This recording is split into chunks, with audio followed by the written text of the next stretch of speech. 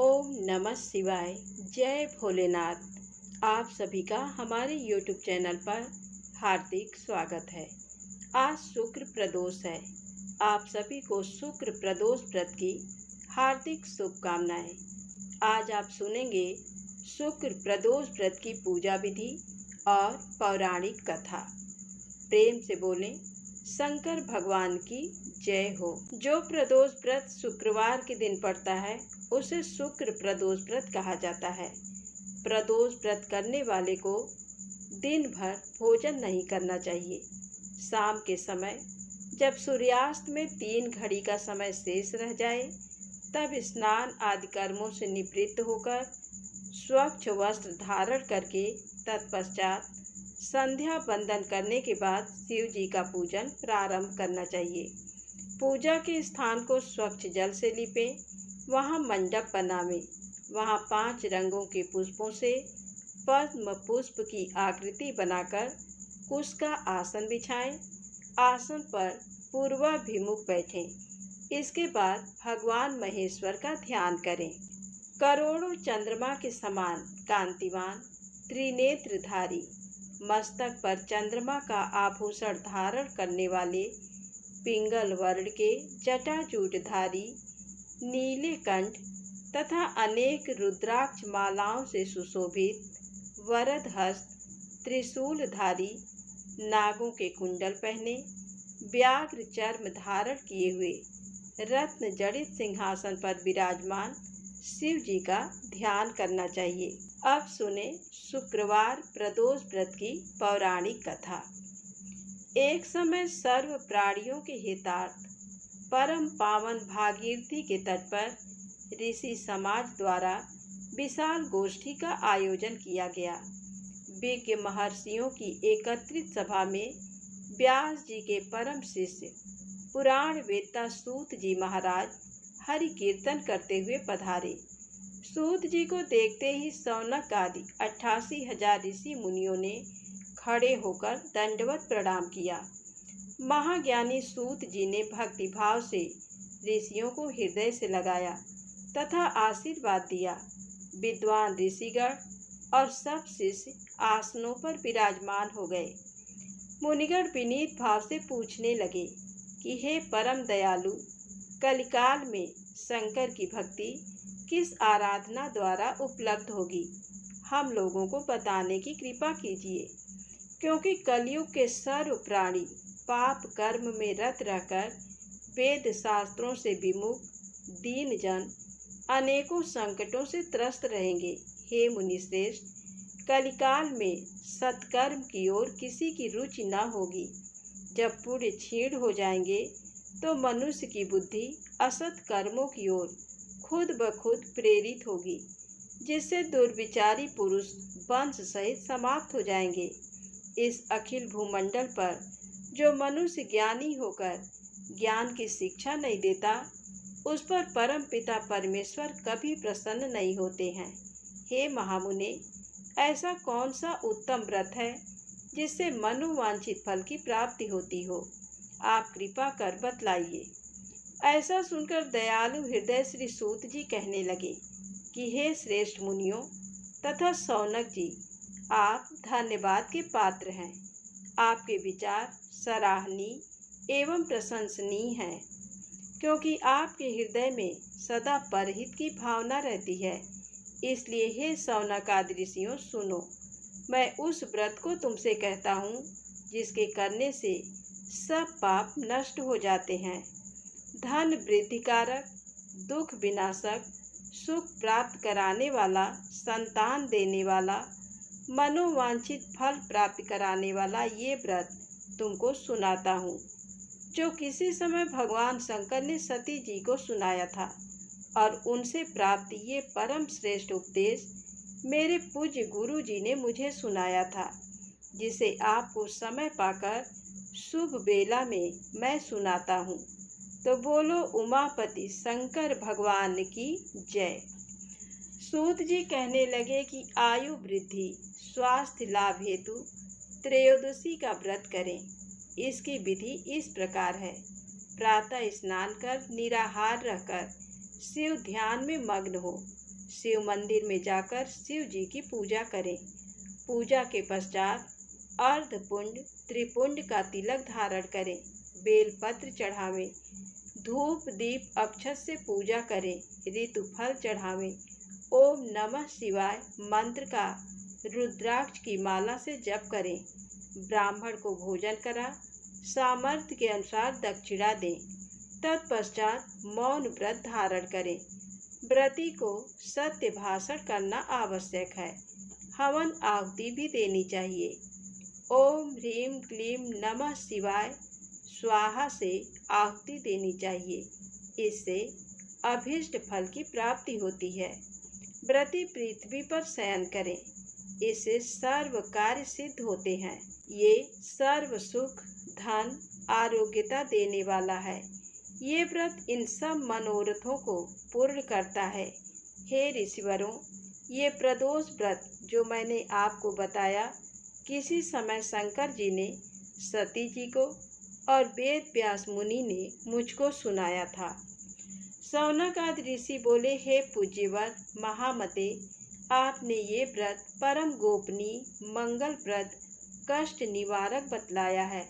कृपया ये बताने का कष्ट करें कि ये व्रत किसने किया और उसे क्या फल प्राप्त हुआ। शौनक आदि ऋषि बोले कि हे दयालु, कृपा करके अब आप शुक्रवार त्रयोदशी प्रदोष का व्रत सुनाइए।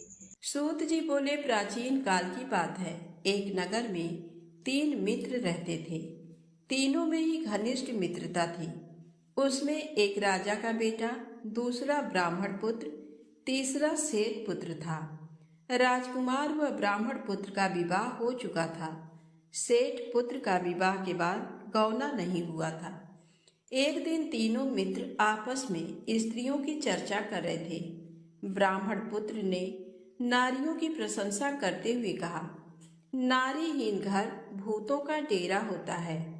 सेठ पुत्र ने ये वचन सुनकर अपनी पत्नी को लाने का तुरंत निश्चय किया। सेठ पुत्र अपने घर गया और अपने माता पिता को अपना निश्चय बताया। उन्होंने बेटे से कहा कि शुक्र देवता डूबे हुए हैं। इन दिनों बहू बेटियों को उनके घर से विदा करा कर लाना शुभ नहीं होता, अतः शुक्रोदय के बाद तुम अपनी पत्नी को विदा करा लाना। सेठ पुत्र अपनी जिद से टस से मस नहीं हुआ और अपनी ससुराल जा पहुंचा। सास ससुर को उसके इरादे का पता चला। उन्होंने उसको समझाने की कोशिश की, किंतु वह नहीं माना। अतः उन्हें विवश हो अपनी कन्या को विदा करना पड़ा। ससुराल से विदा होकर पति पत्नी नगर से बाहर निकले ही थे कि उनकी बैलगाड़ी का पहिया टूट गया और एक बैल की टांग टूट गई। पत्नी को भी काफी चोट आई। सेठ पुत्र ने आगे चलने का प्रयत्न जारी रखा। तभी डाकुओं से भेंट हो गई और वे धन धान्य लूटकर ले गए। सेठ का पुत्र पत्नी सहित रोता पीटता अपने घर पहुंचा। जाते ही उसे सांप ने डस लिया। उसके पिता ने वैद्यों को बुलाया। उन्होंने देखने के बाद घोषणा की कि आपका पुत्र 3 दिन में ही मर जाएगा। उसी समय इस घटना का पता ब्राह्मण पुत्र को लगा। उसने सेठ से कहा कि आप अपने लड़के को पत्नी सहित बहू के घर वापस भेज दो।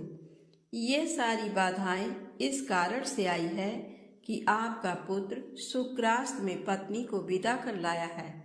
यदि ये वहां पहुंच जाएगा तो बच जाएगा। सेठ को ब्राह्मण पुत्र की बात जच गई और अपनी पुत्र वधू और पुत्र को वापस लौटा दिया। वहां पहुंचते ही सेठ पुत्र की हालत ठीक होनी आरंभ हो गई। तत्पश्चात उन्होंने शेष जीवन साथ में सुखपूर्वक बिताया और मृत्यु के बाद स्वर्ग लोक को गए। प्रेम से बोले शंकर भगवान की जय हो। अब आइए सुने प्रदोष व्रत की पौराणिक कथा। विदर्भ नाम के एक नगर में सत्यरथ नामक राजा का राज्य था। वह भगवान शिव का परम भक्त था।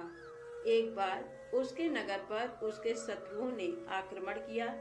राजा सत्यरथ ने अपने शत्रुओं का सामना बहुत दृढ़ता से किया। परंतु वह युद्ध में हार गया। उसके शत्रुओं ने उसे मार डाला। राजा के मारे जाने पर सारी सेना भयभीत होकर तीतर बितर हो गई। उस समय विदर्भ नरेश की पत्नी गर्भवती थी। जब रानी को सारी बातें ज्ञात हुई तो अपने प्राणों की रक्षा के लिए उसने रात में ही नगर छोड़ दिया। भगवान शिव का स्मरण करते हुए रानी पूर्व दिशा की ओर चली गई। बहुत दूर जाकर एक सरोवर के निकट एक सघन वट वृक्ष के नीचे अपनी कुटिया बनाकर वह रहने लगी। उसी स्थान पर रानी ने एक दिव्य बालक को जन्म दिया। एक दिन रानी अपने पुत्र को कुटिया में ही लिटाकर सरोवर से जल लेने गई तो वहां उसे एक घड़ियाल ने पकड़ लिया। उधर वह बालक अकेला पड़ा भूख प्यास से व्याकुल होकर जोर जोर से रोने लगा। उस बालक को रोता देखकर भक्त वत्सल दयालु भगवान शिव को उस पर दया आ गई। उन्होंने एक गरीब ब्राह्मणी को प्रेरित करके उस स्थान पर भेजा। वह विधवा ब्राह्मणी उस स्थान पर पहुंची जहां वह बालक रो रहा था। उसको देखकर ब्राह्मणी का दिल द्रवित हो उठा। वह उस बालक के विषय में सोचने लगी कि अब इस बालक का क्या होगा। तभी भगवान शिव स्वयं भिक्षुक का रूप धारण कर वहां पहुंच गए और ब्राह्मणी से बोले, हे ब्राह्मणी, अपने मन में आने वाली शंका दूर करो। इस छोटे से बालक को उठा लो और इसे अपना पुत्र मानकर इसका पालन करो। तब उनके वचन सुनकर वह ब्राह्मणी बोली, ब्राह्मण, मैं तो स्वयं इस बालक को पालने के बारे में ही सोच रही थी, परंतु मेरा मन शंकित था। अब आपने मेरी दुविधा दूर कर दी है। अब मैं अवश्य ही इस बालक की माता बनकर इसे पालूंगी। पर मैं आपसे इतना जानना चाहती हूँ कि आप कौन हैं और कहाँ से आए हैं। ये बालक किसका है और इस सुनसान जंगल में कैसे आ गया है। भिक्षुवर, आपको देखकर मेरा मन बार बार ये कह रहा है कि आप दया और करुणा के सागर भगवान शिव हैं, जो अपने भक्त की रक्षा के लिए यहाँ आए हैं। मैं भी आपकी माया से मार्ग से भटक कर यहाँ आ गई हूँ। मैं जानती हूँ कि आपकी कृपा से इसका अवश्य ही कल्याण होगा। उस गरीब ब्राह्मणी की बातें सुनकर भिक्षु रूप धारण किए भगवान शिव बोले, हे ब्राह्मणी, ये बालक विदर्भ नगर के नरेश सत्यरथ का पुत्र है, जिसे उसके शत्रुओं ने युद्ध में हराकर मौत के घाट उतार दिया है। सत्यरथ की गर्भवती पत्नी नगर से भागकर यहाँ आ गई थी। इस बालक को जन्म देने के पश्चात वह सरोवर में जल पीने गई तो वहीं उसे घड़ियाल ने अपना आहार बना लिया। शिव जी के वचनों को सुनकर ब्राह्मणी फिर प्रश्न करती हुई बोली, भगवान, किस कारण से ये बालक अनाथ और बंधुहीन हो गया है। बालक के पिता सत्यरथ को शत्रुओं ने क्यों मार दिया और किस लिए शिशु की माता को घड़ियाल ने खा लिया। मेरा स्वयं का पुत्र भी गरीब और निर्धन है, भला इसको कैसे सुख प्राप्त होगा। ब्राह्मणी के इन प्रश्नों को सुनकर भक्त वत्सल भगवान शिव अपने उसी भिक्षुक रूप में बोले, हे देवी, राजा सत्यरथ अपने पूर्व जन्म में पांड्य देश के श्रेष्ठ राजा थे। वे सदैव शिव धर्म का पालन करते और भक्ति भाव से उनकी आराधना करते थे। एक दिन प्रदोष काल में जब राजा भगवान शिव का पूजन कर रहे थे, उसी समय नगर में कोलाहल मचा। राज्य में विद्रोह फैलने की आशंका से राजा ने पूजा बीच में ही छोड़ दी। सैनिकों ने जिसे राजद्रोही के रूप में राजा के सामने ला खड़ा किया, वह और कोई नहीं, उसी राज्य का एक सामंत था। उसे देखकर पांड्य राज क्रोध में अपना आपा खो बैठे और उस सामंत का सिर कटवा दिया। प्रदोष पूजन के नियम को समाप्त किए बिना राजा ने भोजन भी कर लिया। इसी तरह राजकुमार ने भी प्रदोष पूजन किए बिना भोजन कर और सो गया। वह पांड्य राज इस जन्म में विदर्भ राज हुआ। प्रदोष में शिव पूजन को बीच में छोड़ देने की वजह से उसका वध कर दिया गया और पूर्व जन्म का उसका पुत्र इस जन्म में भी उसका पुत्र बनकर जन्मा है। शिव पूजन के बिना खा पीकर सो जाने के कारण ही वह दरिद्रता में घिरा हुआ है। इसकी माता ने भी पूर्व जन्म में छल से अपनी सौतन को मार दिया था, इसलिए उसे भी घड़ियाल ने खा लिया है।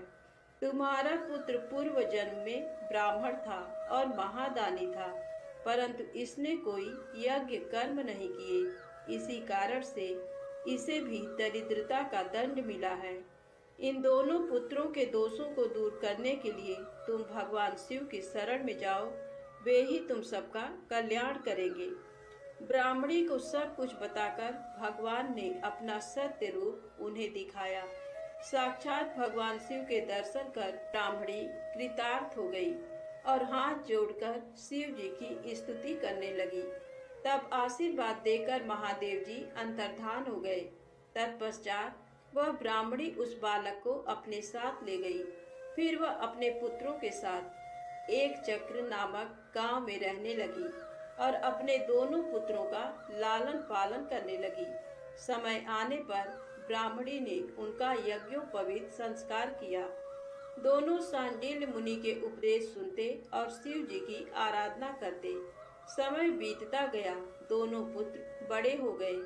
एक दिन ब्राह्मणी पुत्र को नदी में स्नान के लिए जाते समय सोने से भरा कलश मिला। उस सोने के कलश से उनकी गरीबी दूर हो गई। फिर भी वे नियम से शिव जी की आराधना करते। एक दिन वे वन में गए।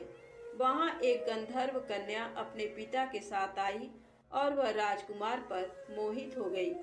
उसके पिता ने उसका विवाह राजकुमार से कर अपना राज्य उसे सौंप दिया। ब्राह्मणी वहां की राजमाता हुई और ब्राह्मण पुत्र उसका भाई। अब वे सब लोग प्रसन्नता पूर्वक राज सुख भोगने लगे। प्रेम से बोले, शंकर भगवान ने की जय हो। आइए सुने भगवान शिव के द्विजेश्वर अवतार की कथा।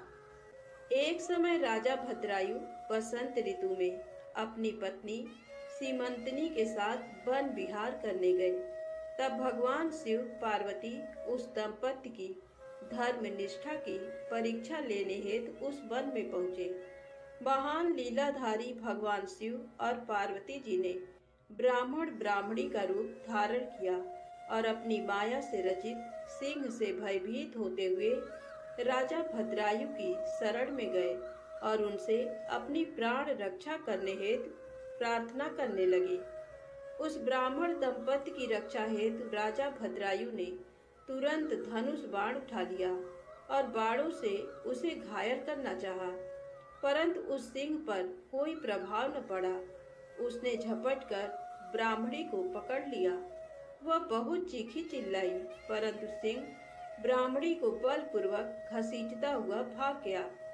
अपनी पत्नी को सिंह द्वारा ले जाए जाने पर ब्राह्मण बहुत दुखी हुआ और रोने लगा और राजा भद्रायु से बोला, हे राजन, आपके बड़े बड़े आयुध कहाँ हैं?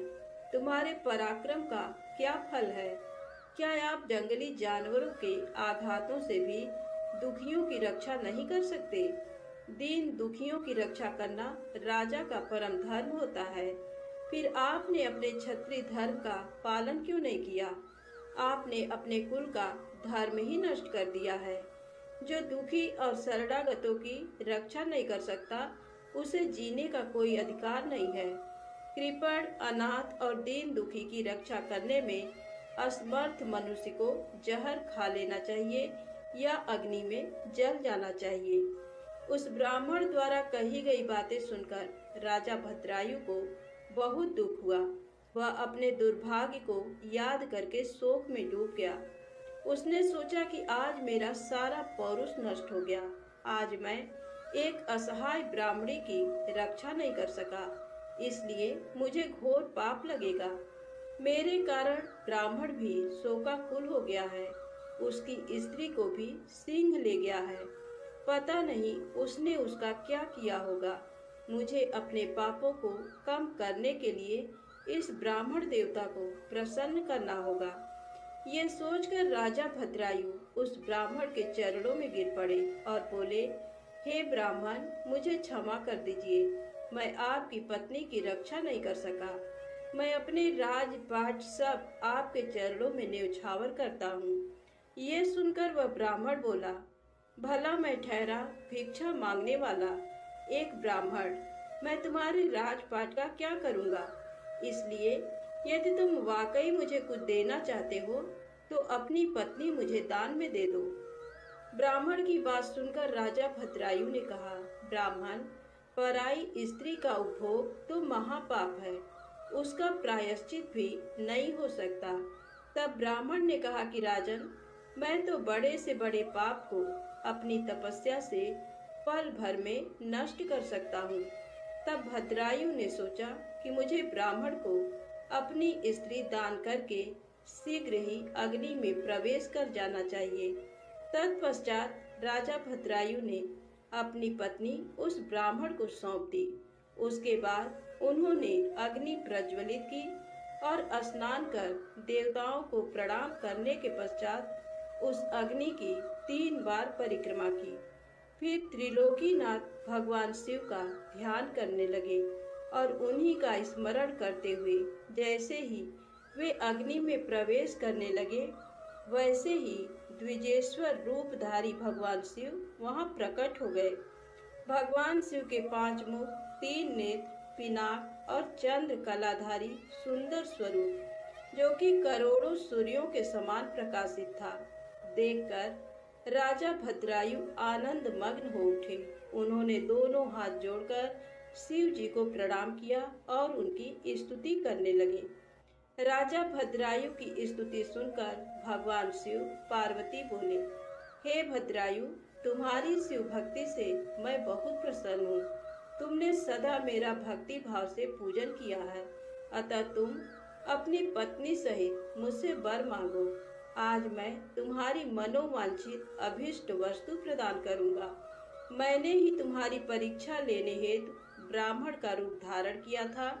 ब्राह्मणी के रूप में स्वयं देवी पार्वती थी और वह सिंह मायावी था। तुम अपनी परीक्षा में सफल हुए हो। राजन, कहो क्या चाहते हो? भगवान शिव के ये उत्तम वचन सुनकर राजा भद्रायु बोले, हे देवाधिदेव भगवान शिव, आप सबके परमेश्वर हैं। आपके स्वरूप के साक्षात दर्शन पाकर मैं धन्य हो गया हूँ। मैं सकुटुम्ब आपके श्री चरणों की भक्ति करना चाहता हूँ। मैं, मेरी रानी, मेरे माता पिता आपके सेवक बनकर आपके श्री चरणों में रहें। रानी कीर्तिमालिनी ने भी अपने माता पिता के लिए भगवान शिव का लोक मांगा। दोनों को वरदान देकर महादेव जी पार्वती जी सहित अंतर्धान हो गए। राजा रानी अपने नगर लौट आए। फिर 10,000 वर्षों तक राज्य करने के पश्चात वे दोनों भगवान शिव के धाम को गए। इस परम पवित्र पाप नाशक कथा को जो कोई सुनता अथवा पढ़ता है, उसे इस लोक में सब भोग ऐश्वर्य प्राप्त होते हैं तथा अंत में भगवान शिव के लोक को जाता है।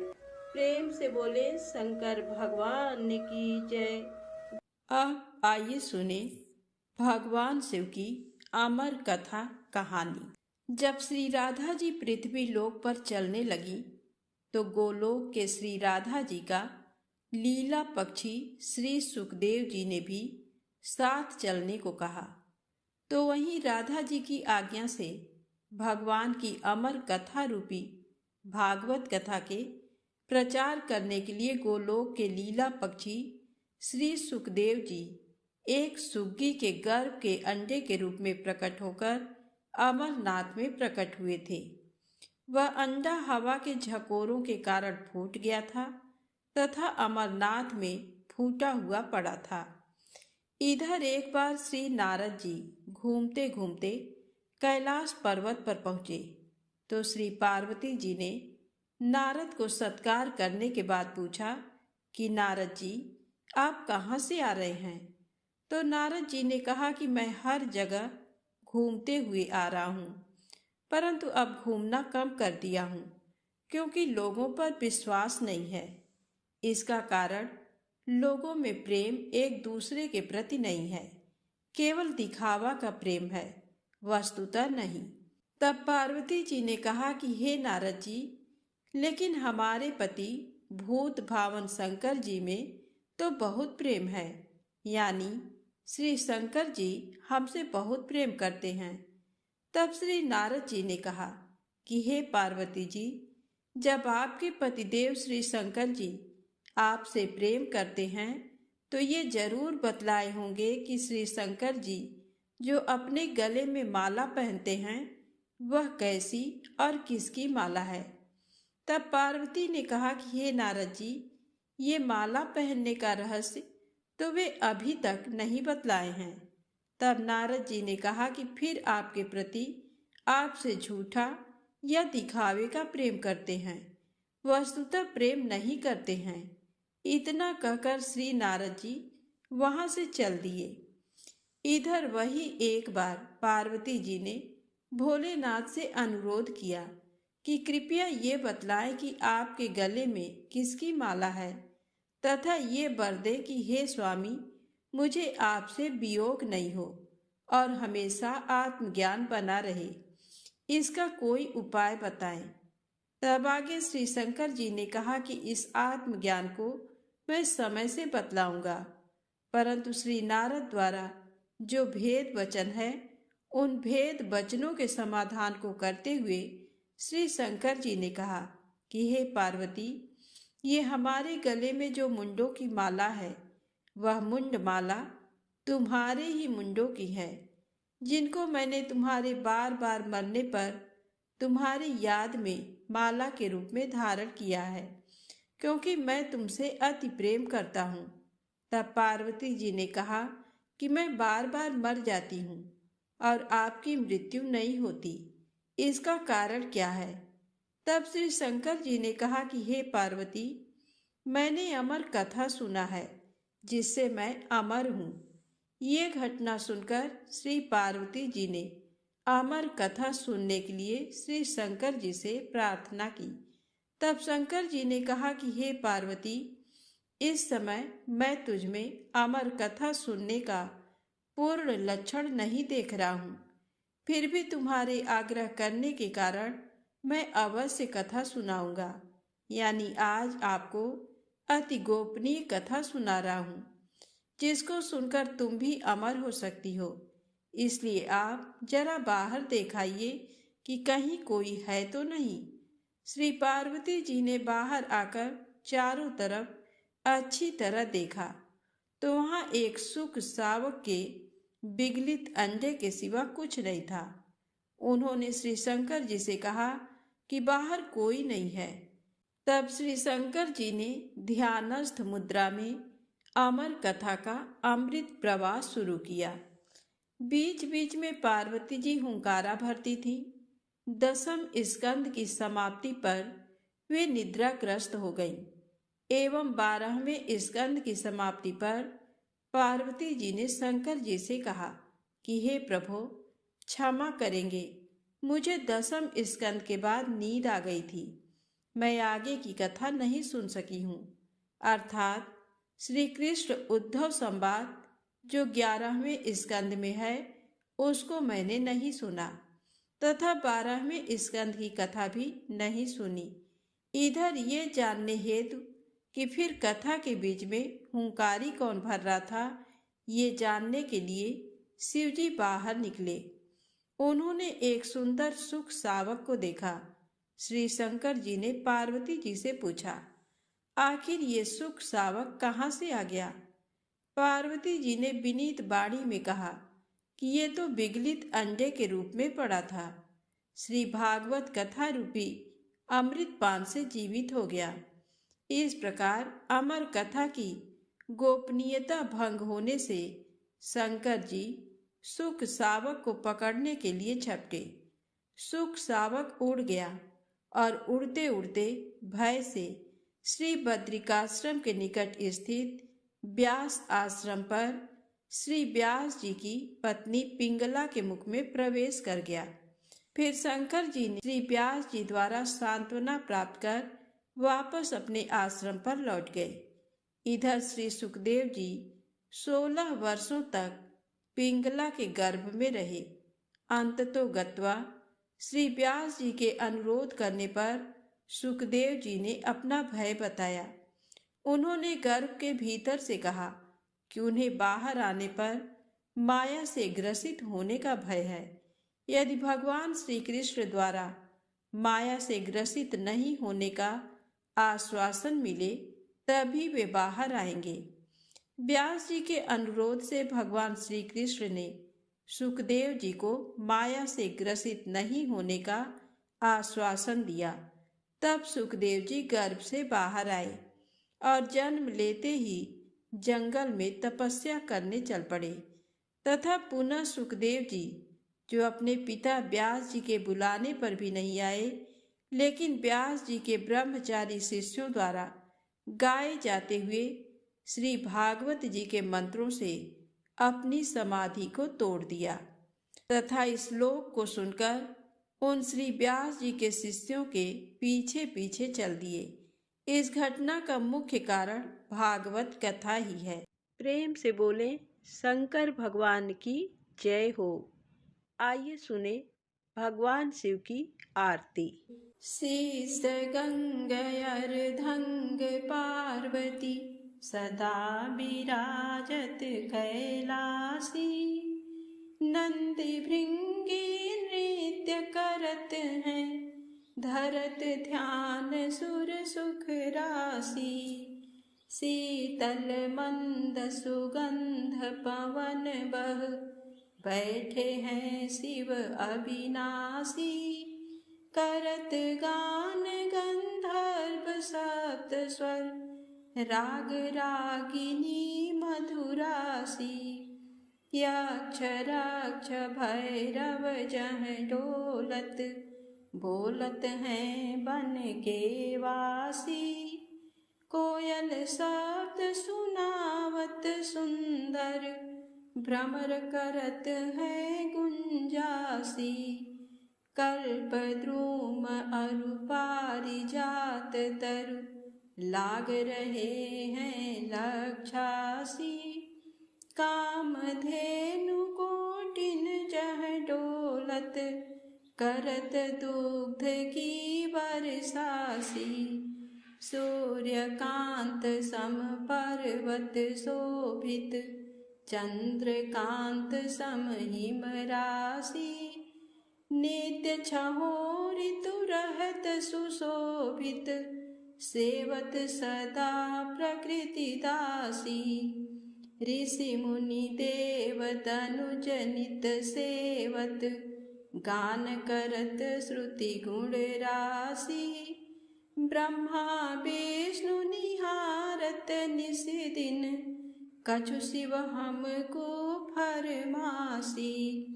रिद्धि सिद्धि के दाता शंकर नित सत चित आनंद राशि।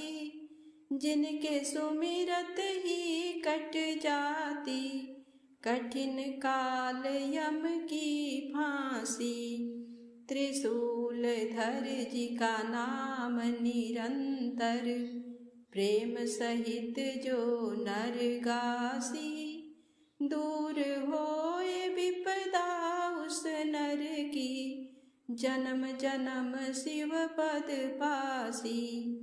कैलासी काशी के वासी अविनाशी मेरी सुधि लीजो। सेवक जान सदा चरणन को अपनो जान कृपा कीजो। तुम तो प्रभु जी सदा दयामय अवगुण मेरे सब ढकियो। सब अपराध क्षमा कर शंकर किंकर की बिनती सुनियो। शीस गंगयर धंग पार्वती सदा विराजत कैलासी। नंदी भृंगी नृत्य करत हैं धरत ध्यान सुर सुख राशि। बम बम शिव कैलाशपति बम बम शिव कैलाशपति, बम बम शिव कैलाशपति, उमापति मा